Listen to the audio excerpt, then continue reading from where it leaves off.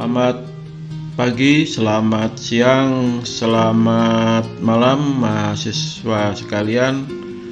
Kita jumpa kembali pada mata kuliah kita, yaitu mata kuliah metode penelitian. Materi hari ini yang saya sampaikan adalah lanjutan dari pertemuan yang kemarin, yaitu pemahaman penelitian seri yang kedua. Pembahasan kali ini akan kita fokuskan pada jenis penelitian yang berdasarkan dari data yang kita ambil. Ya. Kalau kemarin kita sudah menyampaikan jenis penelitian berdasarkan sifatnya, berdasarkan tujuannya. Nah, kali ini kita berdasarkan data yang kita ambil seperti apa, nah itu tipe penelitiannya. Nah, nanti pertemuan selanjutnya akan kita coba bahas penelitian ini biasanya silang ya, mungkin sifatnya mungkin tidak ilmiah, nah, metodenya tapi tujuannya seperti apa, lah datanya mungkin apa, tapi tidak ilmiah, atau sebaliknya penelitian ini ilmiah, nah, datanya seperti apa, terus tujuannya seperti apa, kita bahas minggu depan pertemuan yang akan datang ya. Oke. Baik, kita lanjutkan. Berdasarkan data kita lihat bagaimana sih. Jadi dalam penelitian itu ada namanya data. Tanpa data maka pernyataan tersebut bukan sebuah hasil penelitian. Jadi mengutarakan sesuatu, mengutarakan sesuatu terkait dengan keilmuan atau segala sesuatu tentu berdasarkan data, berdasarkan pengetahuan. Data itu biasanya sumbernya pengetahuan. Kalau ngomong tanpa dasar berarti ya menurut pendapat saudara. Nah, pendapat saudara belum tentu benar kan gitu. Jadi ya boleh apa nggak boleh, ya boleh menurut pendapat saya, nah itu boleh, tapi itu nggak ilmiah. Tapi lebih ilmiah kalau menurut pendapat ini beberapa pendapat digabungkan, nah itu baru namanya ilmiah. Itu oke. Kita lihat berdasarkan data itu bagaimana perbedaan sifat data menentukan cara untuk mendapatkannya. Nah ini, nah, jadi data itu penting, sifatnya akan menentukan cara untuk mendapatkannya. Data yang dibutuhkan dalam suatu penelitian bisa berupa data kualitatif dan data kuantitatif atau data kedua-duanya.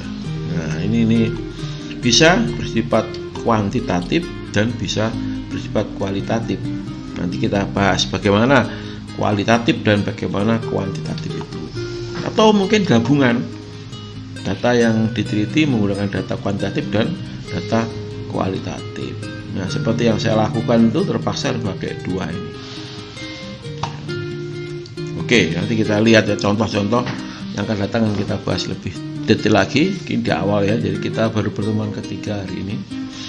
Jadi ya awal-awal, mudah-mudahan nanti akhir pertemuan Anda paham bagaimana itu penelitian gitu ya. Baik, ikuti saja dengan baik perkuliahan saya. Sebuah penelitian bisa saja memerlukan dan menggunakan dua jenis data untuk menjawab permasalahannya. Permasalahan tadi ya, data itu ada kualitatif dan kuantitatif. Nah, ini jenis data itu ada dua ini. Bisa dua-duanya dipakai atau hanya satu saja, tergantung dari apa yang akan diteliti. Nah, oke. Penelitian itu ada dua, penelitian kuantitatif dan penelitian kualitatif. Nah, apakah kuantitatif dan apakah kualitatif? Nah, pertemuan ini akan membahas itu. Baik, kita awali dengan apa sih kuantitatif? Nah, data yang sifatnya kuantitatif. Jadi penelitian yang menggunakan datanya kuantitatif disebut penelitian kuantitatif. Nah, tapi cenderung ke datanya sih. Tapi kalau dua-duanya, kalau kita memakai data kuantitatif sama kualitatif, penelitian apa? Ya, nanti yang penting meneliti ya. Jadi konsep pemisahan jenis penelitian sebagainya itu kalau kita fokus di sana akhirnya nggak akan bisa meneliti karena bingung dengan definisi ya. Ya, intinya meneliti itu perlu data, konsepnya seperti itu. Nah, datanya apa? Ya tergantung. Nanti kita lihat dengan kasus saya ya, Saya tuh pakai data semuanya ya. Tapi saya seneng yang ini, kuantitatif. Baik, data kuantitatif adalah kumpulan simbol, bisa berupa pernyataan, huruf, atau angka, yang menunjukkan suatu jumlah, luas, berat, atau besaran lain dari suatu gejala. Jadi ini terukur lah, kuantitatif itu berupa menunjukkan sesuatu jumlah, luas, berat, pokoknya diukur, dihitung 5, 6, 10. Nah, gitu. Data kuantitatif itu terukur, bisa dilihat, bisa diukur, bisa dilihat ya, bukan dirasakan tapi dirasionalkan. Nah, lebih rasional kuantitatif itu diukur bisa. Misalnya jumlah penduduk, jelas ya, jumlah penduduk sekian juta, jumlah anak sekolah, jelas terukur jumlahnya, jumlah rumah, luas wilayah, ya, jumlah ternak, besarnya pendapatan, dimensi kalau saya kemarin dimensi kolom, dimensi balok, suhu, temperatur ruang, itu kuantitatif dasarnya. Tapi kalau keindahan itu kualitatif, yang subjektif ya. Tapi nanti kita lihat ya, kita ngomong kuantitatif dulu. Jadi terukur, jumlahnya jelas. Nah, data-data dari kuantitatif bisa dibikin grafik nantinya. Dari grafik itu kita bisa membuat suatu kesimpulan nantinya.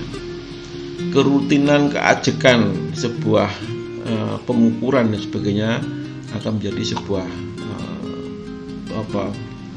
menjadi sebuah formula.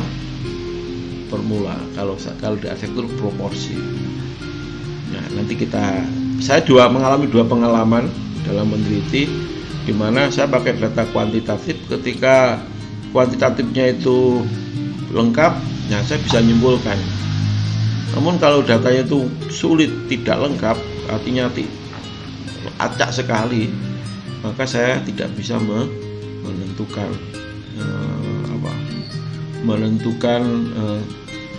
menyimpulkannya sulit. Tapi kuantitatif itu bisa itu terkait dengan mungkin proporsi ya, kalau arsitektur proporsi. Kalau kenyamanan pol thermal ya lebih kurang sekian, saya nggak masuk ke sana ya. Oke. Baik, kita lanjutkan. Data kuantitatif diperoleh dari kantor statistik, kantor pemerintah, pengambilan langsung di lapangan bisa. Ya, bisa data dari statistik, dari kantor pemerintah, atau dari manapun data bisa diambil ya. Jadi asalkan kantornya jelas, pengambilan langsung di lapangan ini penting juga, bisa dilakukan. Pengukuran langsung di lapangan, pengukuran misalkan suhu, pengukuran dimensi dan sebagainya bisa dilakukan. Baik, kita ngambil kopi ya. Tuh. Terus temuan penelitian dengan data kuantitatif hasilnya sering disebut sebagai temuan final ya. Sudah baku. Hasilnya baku. Seperti yang saya lakukan untuk di daerah Ponorogo itu, temuannya adalah proporsi. Coba diketik di Google aja, Google Source itu, proporsi Joglo Ponorogo. Nah, itu ya, proporsi Joglo Ponorogo. Itu saya yang nulis. Coba diketik di Google. Nah, coba hasilnya nanti dikirim ya. Buktikan bahwa kamu udah source tulisan saya. Ya, proporsi Joglo Ponorogo. Banyak, pokoknya kalau Joglo Ponorogo kaitan dengan proporsi, tulisan saya banyak lumayan. Nah, itu penelitian. Nah, itu metodenya datanya data kuantitatif ini. Nah, saya bisa menemukan dari itu kecenderungannya gimana lah, saya bisa menyimpulkan. Nah, ini. Jadi temuan ini berupa sifatnya final. Final itu, tapi apakah terus berhenti? Ya enggak. Ya seperti penelitian yang kemarin. Ya seperti metode tujuan penelitian tersebut, bisa penelitian itu masih pembuka awal atau membuktikan penelitian orang lain atau apa, ada itu tadi tujuannya kemarin itu kita bahas di pertemuan kemarin ya. Nah itu, jadi biasanya karena ini apa, temuan final ini karena berdasarkan terukur tadi ya, datanya kuantitatif itu kan terukur, jadi penelitiannya pasti exactly. Biasanya orang-orang exactly lah, exact. Orang-orang exact itu dasarnya data-data ukuran jelas. Nah, penelitian eksakta itu seperti gitu. Tapi dengan penelitian yang sosial, nah, itu jarang yang memakai kuantitatif ya. Ya statistik boleh lah, jumlah penduduk dan sebagainya, itu yang geografis ya. Ya bisa. Baik, kita lanjutkan ke data yang lain, yaitu data kualitatif. Nah ini kalau kita seorang arsitek itu banyak yang datanya sebagian besar malah berdasarkan ini ya, lebih nyaman pakai data kualitatif ya. Namun mantepnya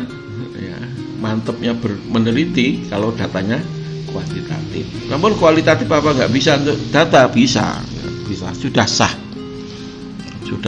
Apa saja data kualitatif itu pernyataan mengenai isi, sifat, ciri, keadaan dari suatu gejala ya. Sifat, ciri, keadaan dari suatu gejala, artinya tidak exactly ya. Sifat itu masih isi. Nah, sifat itu kan relatif juga, menilainya apa, artinya kuesionernya akan menjadi sulit kalau mencari datanya adalah kualitatif. Itu yang perlu kita garis bawahi ya. Prosedur menelitinya agak sulit kalau kualitatif itu. Misalkan mencari kenyamanan, rasa nyaman itu kan relatif ya. Bagi orang A dengan orang B itu rasa nyamannya berbeda-beda. Nah itu permasalahan data yang sifatnya kualitatif. Ciri-ciri juga demikian, kalau datanya sumbernya wawancara, nah, jadi sulit. Nah, pernyataan mengenai hubungan antara suatu dengan suatu yang lain, nah, terkaitan antara satu dengan yang lainnya. Jadi metodenya mengaitkan. Kualitatif ini cari data ya, satu, data wawancara orang B, wawancara orang C, wawancara orang D. Lah dari hasil wawancara ini datanya bisa kita cari, bisa kita simpulkan. Nah, agak sulit memang penelitian kualitatif, itu arsitek ya, agak sulit. Terus data kualitatif biasanya antara lain berupa apa? Data kualitatif apa saja sih? Satu, nilai-nilai, norma dan aturan-aturan ya, bisa nilai, norma, aturan adat, misalkan aturan apa yang kualitatif ya, aturan adat, norma kebiasaan, tradisi masyarakat di suatu daerah dan sebagainya, bisa dipakai sebagai data kualitatif. Nah, sumbernya tentu harus jelas dari mana, itu yang penting ya. Oke. Data yang lain kedua adalah kategori sosial budaya. Nah, sama tadi ya. Ketiga, cerita itu juga bisa dipakai data kualitatif. Wawancara ya, datang ke sana kita cari, misalkan kalau Pak Kadir kemarin di Lombok cari sesepuh, nah dia dicari, ditanyain terus tentang tentang arsitekturnya lah, terus saya rangkum, nah jadilah nanti buku ya, hasil penelitian hasilnya. Tentu dengan dialog ya, tentu dari wawancara A, wawancara B, wawancara C dikaitkan, digabungkan, nah kita akan menemukan kesimpulan. Nah itu perlu. Baik, yang keempat percakapan nih, sama dengan tadi wawancara ya, sama cerita, percakapan itu kita yang aktif, kalau cerita itu narasumber yang aktif. Nah, dia menceritakan gimana ya itu kita campung aja ke percakapan ini, kita memancing masalah, menanyakan sesuatu ke narasumber dalam hal ini. Oke. Terus pola perilaku dan interaksi sosial. Nah, ini bisa dengan survei, melihat, menganalisa. Jadi perilaku orang, pola dilihat orang itu. Nah, ini kalau analisa perilaku gerak orang ya kan pakai nomor 5 ini. Nah, Pak Galut kurang ngerti ini ya. Baik, kita lanjutkan organisasi sosial. Nah, bisa data dari sana, organisasi kumpulan ada apa saja di situ, terus bagaimana kaitannya antara yang lainnya, bisa untuk diskusi menarik ya. Data tersebut perlu dikumpulkan untuk menghasilkan suatu penelitian. Nah, data apa yang akan didapatkan, yang akan kita butuhkan, lah ini yang penting ya. Dalam suatu penelitian, Anda harus menentukan apa yang kamu cari untuk meneliti sesuatu A misalkan. Data apa yang kamu perlukan, nah itu penting. Oh, saya perlu data ini. Ya, kalau Anda nggak ngerti, mau neliti gini tapi data yang dicarinya nggak jelas, ya repot, ya nggak bisa. Nah itu. Baik, nanti kaitannya dengan Anda profesi Anda seorang arsitek, apa terus nggak neliti? Ya harusnya lebih banyak nelitinya kalau ingin pintar. Nah, karena dalam arsitek itu yang diperlukan adalah explore knowledge, explore something new itu ya. Kalau Anda mata kuliah di PA saya yang hari semester 5 sekarang kan Anda ikuti juga. Di PA 4 saya sudah sampaikan di awal perkuliahan bahwa seorang arsitek itu adalah desainer. Desainer itu apa? Harus mampu memberi tanda, memberi sesuatu yang lebih. Dan sesuatu itu diperoleh dari mana? Ya dari penelitian. Itu ya. Nanti setelah ini ada materi lagi yang terkait dengan pemahaman ilmu pengetahuan ya. Arsitek perlu juga. Posisi arsitektur itu terhadap pengetahuan seperti apa?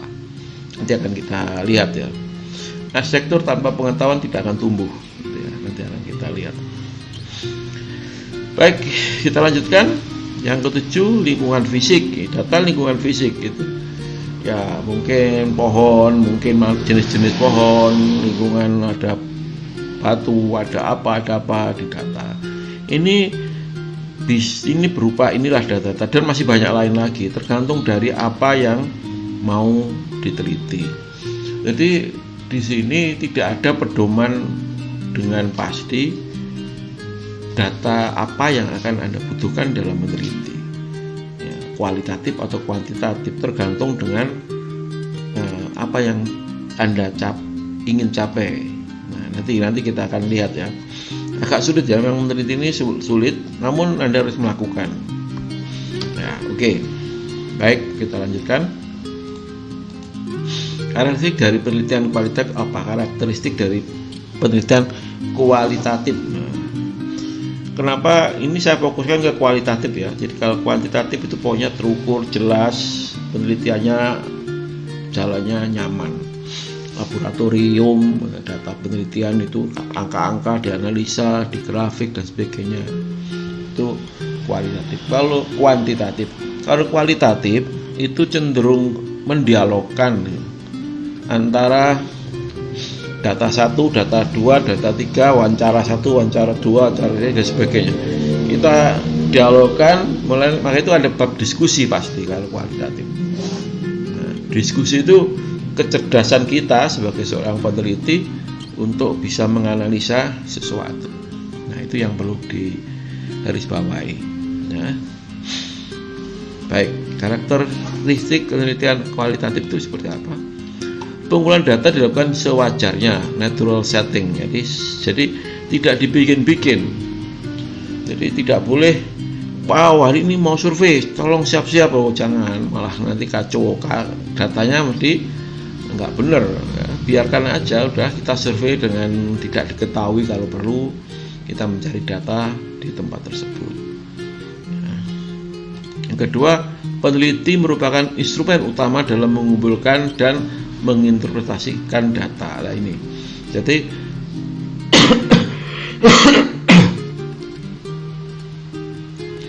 Jadi nggak bisa peneliti tanpa terlibat dalam pengambilan data kualitatif. Ya, seperti saya lakukan, saya ikut dalam pengambilan data. Saya akan menentukan, oh objek ini yang diambil datanya, oh ini. Jadi saya selalu ikut. Jadi penting, instrumen penting peneliti itu.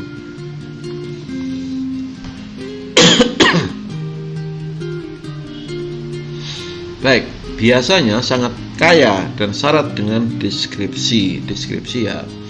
Nah, jadi biasa sangat kaya dengan syarat sangat kaya dan syarat dengan deskripsi. Masih sifatnya deskripsi, banyak tulisan-tulisan gitu.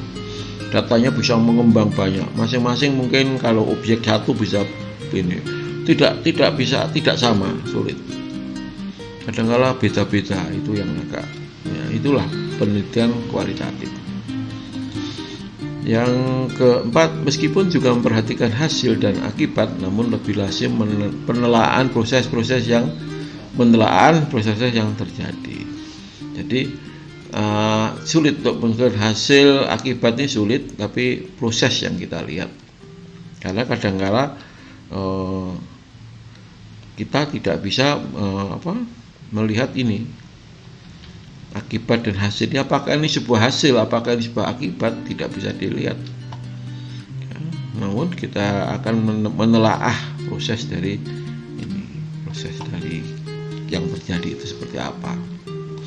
Baik, menuntut banyak mungkin penelitinya untuk melakukan sendiri kegiatan penelitian di lapangan. Jadi ini ya, sekali lagi peneliti menjadi penting.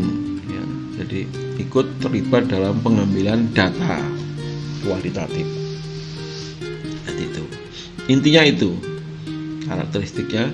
Ya, kalau peneliti tidak ikut ke sana, rawan untuk tidak mendapatkan data semaksimal mungkin. Ya, seperti kasus penelitian Lombok ini yang saya lakukan ini 2 tahun terakhir, saya hampir tidak ke lapangan karena kondisi COVID ini. Saya nggak ke lapangan, datanya berdasarkan melalui orang kedua. Jadi kemungkinan untuk tidak valid itu bisa, ya, karena saya hanya terlibat pada tahun pertama saja. Ya. Dari itu analisa saya ambil dari survei mahasiswa, dari yang lainnya saya analisa, menghasilkan itu. Baik, kita lanjutkan. Orang yang distudi diperhitungkan sebagai partisipan, konsultan atau kolega peneliti. Jadi orang yang studi ya, karena hal ini adalah narasumber penduduk setempat, saya bagikan sebagai kolega peneliti, teman peneliti atau narasumber peneliti, itu ya. Oke, bisa menggunakan kualitatif maupun kuantitatif, ya, walaupun data itu bisa kualitatif dan kuantitatif. Sekali lagi, kalau kuantitatif maka hasilnya akan menjadi lebih syahih, lebih nyaman meneliti itu sampel. Tapi kalau kualitatif agak berbelit ya, agak sulit penelitiannya. Itu dia kualitatif. Namun itulah penelitian sosial ya. Baik. Hasil temuan penelitian jangan dianggap sebagai temuan final. Jadi santai saja. Jadi hasil pertemuan penelitian yang kualitatif, maka menggunakan data kualitatif, maka temuannya bukan penelitian final, masih bisa dikembangkan lagi, masih memberi catatan yang bisa dilanjutkan oleh peneliti yang lain. Nah, paling nggak seperti itu ya. Jadi itu nikmatnya penelitian kualitatif itu tidak gampang ya, tidak harus benar gitu. Ya. Pendapatnya ya boleh saja, silakan pendapat itu bisa menjadi paradigma atau sebuah teori awal untuk melanjutkan ke penelitian. Perlu divaksinasi ya, perlu dibuktikan, diteliti lagi oleh peneliti yang lain. Nah ini hebatnya kalau penelitian kualitatif. Tapi yang penting adalah urut-urutannya, prosesnya dalam meneliti itu jejaknya bisa dilihat, sama dengan desain. Kalau istilah desain itu ada jejak, urut-urutannya berpikir itu bisa dilihat. Nah itu sama dengan berpikir peneliti ya. Peneliti harus tahu ambil data ini seperti apa, jalurnya seperti apa, metodenya seperti apa. Oh ya, oke. Nah, gitu ya. Oke, jadi karakteristiknya seperti itu. Baik, kita lanjutkan. Ini penting kan, eksplorasi topik penelitian.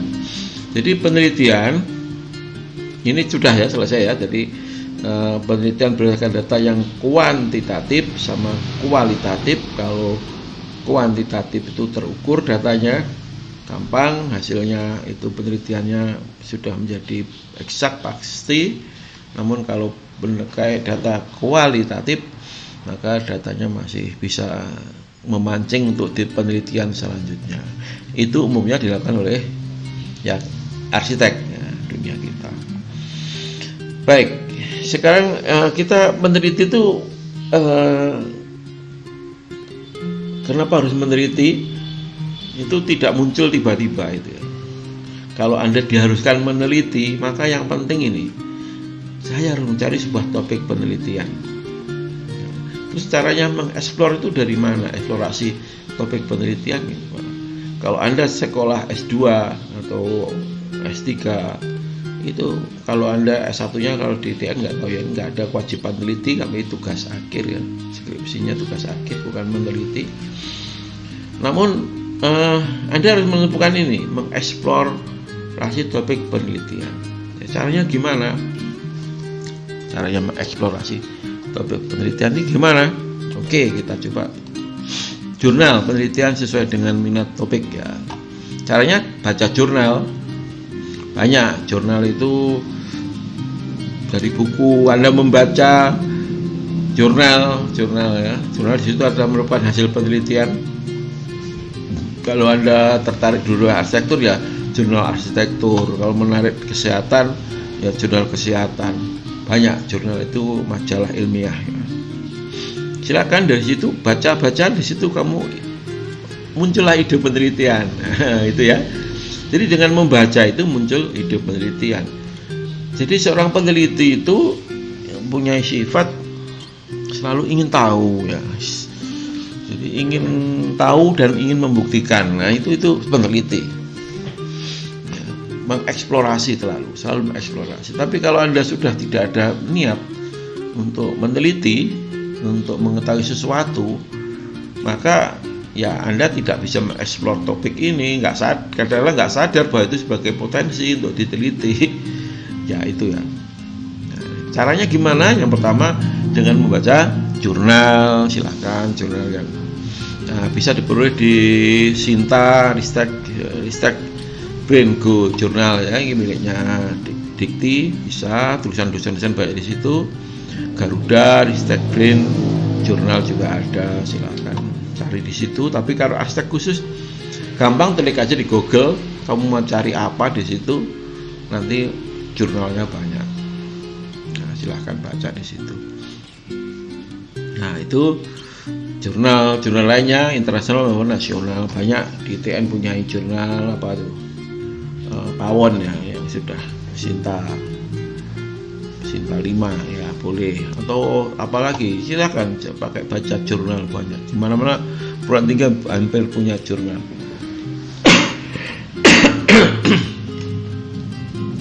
Jurnal adalah produk dari penelitian seseorang dosen ya.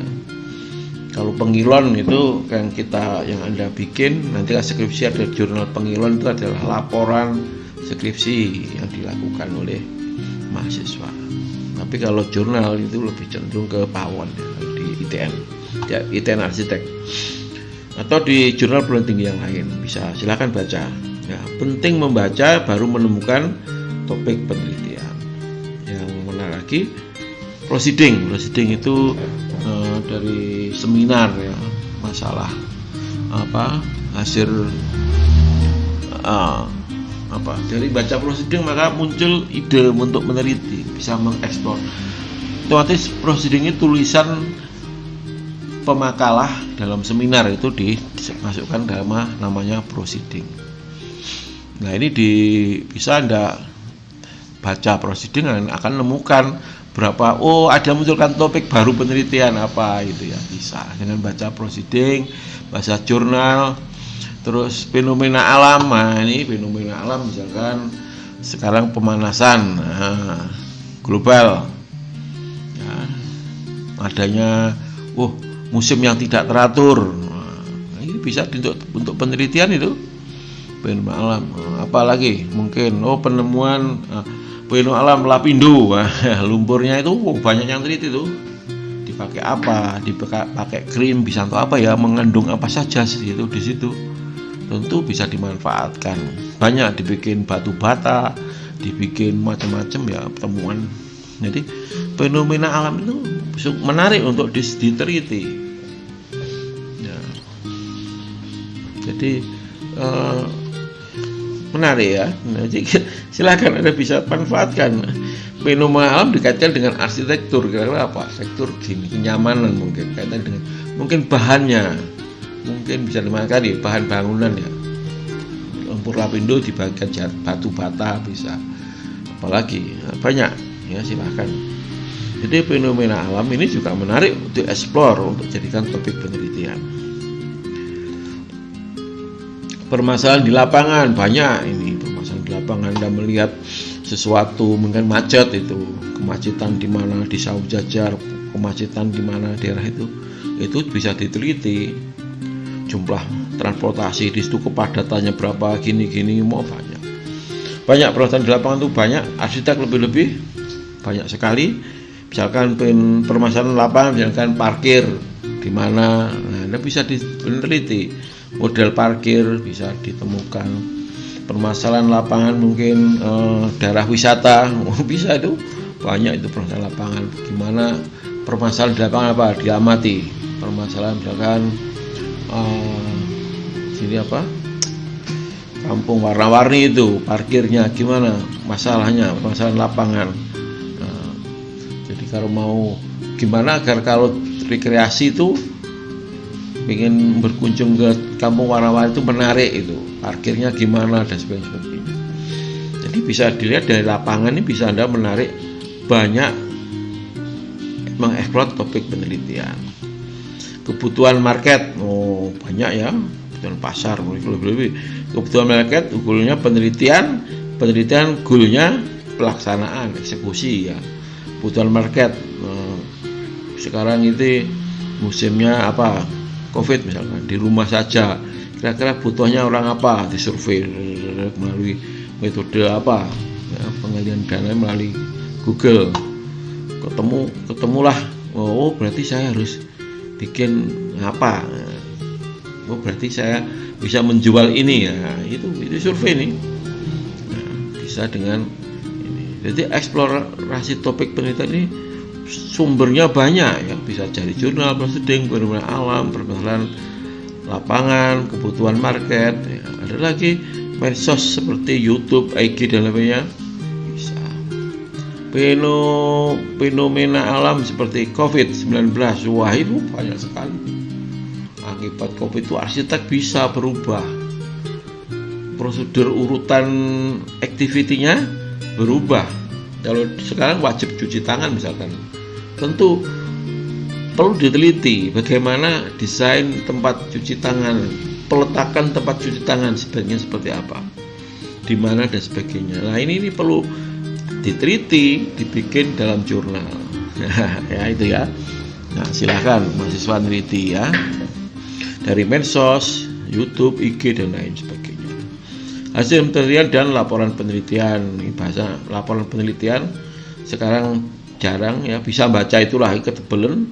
Biasanya hasilnya bisa ke jurnal ya, masuk jurnal ini. Jadi itu untuk jadi awal pertama kali yang dilakukan oleh peneliti kalau akan meneliti harus mengeksplor topiknya dulu. Ini biasanya kalau ditugaskan silakan majukan berarti mata kuliah kita, silakan eksplor topik penelitian. Nah ini baru Anda cari. Tapi sebagai seorang yang selalu kreatif, maka eksplorasi topik selalu muncul di kepalanya. Seorang arsitek harus selalu ingin tahu. Keinginan tahuan itu menimbulkan penelitian.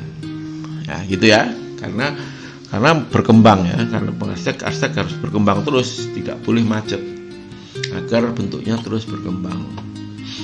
Baik, gitu saja mungkin pertemuan hari ini. Sampai jumpa lagi pada pertemuan selanjutnya. Sekian, selamat malam, selamat pagi, dan selamat siang untuk Anda sekalian. Sehat selalu untuk Anda.